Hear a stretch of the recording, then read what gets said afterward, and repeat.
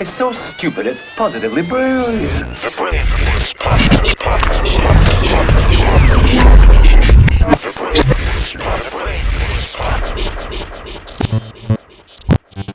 Show. Now we had Adam Mosseri. You know who Adam Mosseri is? Son, I want to talk to you about that. Let's discuss. So you guys had the CEO of Instagram, Yes. Adam Mosseri, Yes, I met him a couple of years ago, actually. and I love how you guys asked him about Boosie and getting his Instagram back. And Boosie ain't never getting his Instagram back after what he said about Lil Nas X today. why? What did he say? What'd he say? He said he'll beat Lil Nas X ass For what? for dancing in front of men. Exactly. Why should that matter if those men want him to dance? That's in my front of them? people just need to mind their business. But go ahead. Well, there's no male strip clubs out here, right? Yeah, there are Chippendales. Then why he not mad at them? I don't know. Yeah, exactly. Like, there's a lot of other people that Boosie could be mad at. It's Right. silly. I don't know. You know what's so genius about what Lil Nas X is doing is that outrage marketing is the most effective type of marketing, right? Mhm.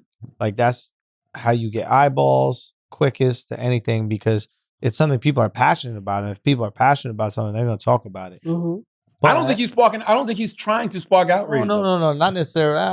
Maybe I give a little pushback there. But that being said, what's genius about what he's doing is that like he doesn't have to fake the thing that people are outraged by. All these like political pundits that like lean into these positions, they may or may not really believe, but they know that it could lead to like dollars. But that's why they don't rip. Right. But Lil Nas X, the beauty of it is that the thing that people are outraged by, he actually really loves and is passionate about. But that's my point. He's living his truth. Well, that's all both our points. He's living his truth, right? Yeah. He's being who he is, Yeah. and it's causing people to have strong opinions about it. There you That's go. every great everything. Yep. Mhm. And he's on the right side of history. That's with it. right. Whether you're a Like- pundit, sports analyst, It comes with it. radio personality, Delta. podcast host, if you have a strong opinion, right? Mhm. People going to agree. Some people going to disagree. But as long as they have some type of strong emotion about you, you Yeah. win. 100%, man. That's it. 100%. It's just it's cool to see it work out like that. Like we just seen all these like political hacks like pretend to believe certain things because they know they could give them a career. And it's nice to see someone be like, nah, I'm gay and I'm cool with it. And then all these people, how the fuck? And they try to fold it into all these other things. Yo, They're that's like, the weirdest shit. that's bro. the most Right. hilarious thing where they're like, oh, I'm religious and how dare he talk about the devil? And it's just like, bro, you had nothing to do with when Hellboy came out. Hellboy 2 came Word out. up. We ain't see Right. We ain't see you anytime we see the devil anywhere. You Like, violate every sin in the Bible. literally every single one. You violate every single sin in the Bible. You know what you upset about, bro. Right. It's really, yo, I'm telling you, it's the weirdest thing in the world to me that people care about other people's sexuality that much.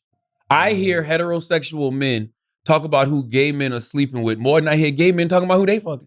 Mm. It's the strangest thing. Yeah, so I was just curious about what your thoughts were about their like policing policies, and like I also thought it was interesting what you were saying about like should they be regulated? They definitely need FCC rules and regulations. and give me explain what FCC is and like give me that whole I breakdown. think people think that when I say FCC rules and regulations, I'm talking about censorship. No, I'm just talking about that there should be certain policies that broadcasters have to follow. Like this, I can't say anything. You know what I mean? Howard Stern couldn't say anything when he was on terrestrial radio. Rush Limbaugh couldn't say anything. You would be held liable for certain things. Mhm. I get lawsuits presented to me all the time. I get cease and desist all the time. Not all the time, but I've gotten them before, is what I'm Sure, saying. sure. So I just want anybody who thinks they want to be in this broadcasting space to have to deal with the same shit that we got to deal with on radio and TV. Yeah, It's not rocket science here. I give pushback about that because I love the freedom, but I think It's that's not freedom, though. That's my point, Schultz. None of this shit is free, and you know that. There's a cost to everything that comes out of your mouth. Schultz is Schultz. There's no freedom of speech. freedom ain't free, but you're allowed to do it if you could pay the price or. Yeah, really not, though. Well, you're a comedian, so it's a little different. Everything's supposed to be That's like right. a joke. I'm saying things that I'm basically going, hey, I'm doing this for comedic intent. Yeah, So, you always get out. yeah. But even I comedians always, get in but- trouble, though. Yeah. Yeah. But I hear what you're saying. It's a little different. Like, It's Definitely a lot different. The shit Lot that is different. on the internet right now, Well- the narratives that are spread. what about this idea? Like, this is something I've been thinking about a lot. Like, and I saw it happen in music, and I'm curious to see what happens with the other social media platforms. But like, for like a 5-year period, the record companies that usually dictate and control who the superstars of music didn't have control, right? During this whole like SoundCloud era where everything transitioned to like music online. And then you saw a bunch of artists pop up. They were really just promoted by the people, right? Like the people really like listening to their music and we push them to the top because they're like, yo, this is what we like indulging in. And now that the record companies have figured out how to manage streaming and developing those relationships, and the playlists are the new function the similar way that like radio functioned back in the day, and they've basically found a way to get control again, and they can like blacklist artists if they want. They can basically remove artists from the playlist, and that's where the streaming money comes from, and that's what dictates album sales and all this other kind of stuff. So they found their control, right? When it comes to like social media, Instagram, Twitter, YouTube, all these different things, TikTok is a perfect example. TikTok is like real strict policy, right? On like what you can and can't say, certain words. And what they do is they basically have an AI, right, listen to every TikTok you post. And if they hear certain curse words, it flags it for review, and they could just take the audio straight off or whatever. But they took me down because I was burning Palo Santo on TikTok. It was probably bullying or some shit. No, like they that. thought it was a sick. They thought it was a joint. Oh yeah, exactly. Yeah. None of my who's And I watching go up. Yeah. I did 5. I was doing 5 positive tips as I'm burning the Palo Santos, Yeah. and they took it down. And you know what? I guarantee that's an AI that just recognizes what it looks like, right? No different than like a camera can recognize your car running a red light or something like that. So they just see it looks kind of enough like weed. Okay, let's take the video down.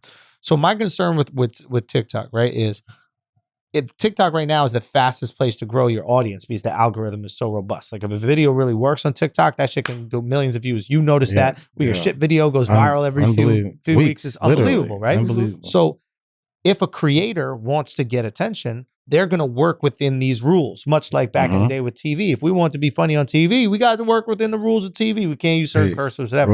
Different network though. So you got cable, you got streaming, you got all 100%. Right. But what that means to me is these young creators are now going to be creating within the confines of the TikTok algorithm. So TikTok dictates what comedy exists on its platform and affects how comedy will exist kind of on all platforms. If that's your main one, right? You're going to continue to do things that are kind of like this. Same thing with the Instagram algorithm and the Instagram policy and the YouTube policy. The more constricted those policies get, the more they curate what comedy is, and then what other art forms are, what music are. Like, for example, if they just say, hey, if you curse in your music, we're not playing that shit on Spotify. Guess who all of a sudden ain't gonna be cursing that much? Yeah, but guess what? It'll be a million other places that will play. That like we're acting like these rules and regulations don't already exist, and we haven't been living with them our whole life. But here's the thing: we went away from them, and there was this period of freedom where we could have a crazy podcast, and I could build an insane career, like not only from this podcast. Did we go away from them? No, son. YouTube and all this freedom. Everything was free for me. Like there's a reason why I could literally go from, doing like a comedy club with 50 people in it to doing theaters with thousands of people, right? I put my stuff out on a place that had absolute freedom. And then all the comedy was happening on like fucking Comedy Central couldn't compete with what we were putting out. I think you're putting yourself on the same level as a broadcaster though. Like Dave Chappelle's not Dan Rather. Dan Rather, here's the difference with Dave Chappelle. Not to cut you, but it's like a guy that's as big as Dave Chappelle is worth the risk for the network, right? So like the network will go, okay, we're gonna have a bunch of trans people that are gonna be very upset about this joke that he says, but he's so prolific that it's worth any pushback that we Yeah, but broadcasters, news announcers are different than comedians. It's a different license, a different way to do things. If Dave Chappelle gets on TV and says nowadays it's different, but if Dave Chappelle gets on TV and tells people some misinformation about the vaccine, it's like, oh, that's Dave Chappelle. So somebody on CNN, MSNBC, Fox, that's important. A radio show gets on there and says it's trouble. That's an important distinction I should have made, which is like we have a little bit more artistic license. And like when we had Alex Jones on our podcast, we basically put up a disclaimer and we were like, yo, this is fun. Don't trust any bit of science. Here. Don't trust any bit of information. Like we are doing this for parody, I think it was called, right? And we're protected under the parody laws. And YouTube basically has a law that says you're allowed to bully. I don't want to phrase like that. Basically, like there's a roast battle. That's bullying. But both people are signing up for it. So it's okay. It's not going to be looked at as like sexism or hatred or something like that.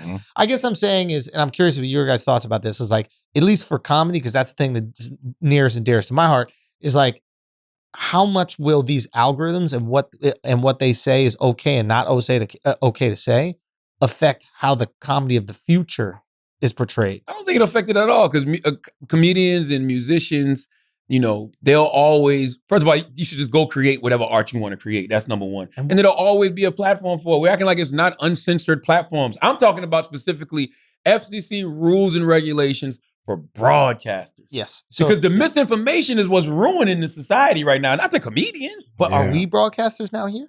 Yes, but we're not doing news. I'm a comedian. I'm not a broadcaster. But we're not doing news is what I'm saying. Right. Some of these people set up their shows and they talk like they're newscasters. Nah, they talk like they're they reporting telling the news news, and they got stories about people. Slow and down. They got this gossip and it's Nah. like, who? Like, no. That's a good ass point. It's like if you are operating as a news source, then you should have the same responsibility That's all I'm saying. that a news source has. That's But it. if you say, hey, this is a comedy show, and this could apply both for the Breakfast Club, this could apply for Flagrant or Brilliant Idiot. It's like if we're saying, well, Breakfast Club's a little bit different because there's journalistic portions of it, but there's also just comedy.